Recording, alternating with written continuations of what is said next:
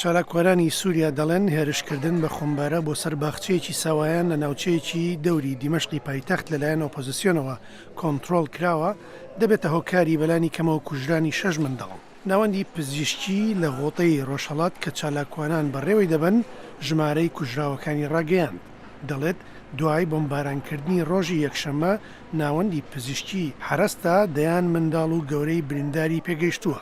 بەڕێوبەری خۆجەیی خوێندن وتی حکوومەت هێرشەکەی لە یەکەم ڕۆژی پشودا کردووە. وتیشی بێجگە لە 6 کوژراوەکە زیاتر لە 25 منداڵ بریندار بوون. چاودێری سووری مافی مرۆڤ بنکە لە لەندەن کە پشت بە تۆڕێکی چالاکوانانی ناوخۆی سووریا دەبەستێت حکوومەتی بە ئەنجامدانی هێرشەکە تۆمەتبار کرد.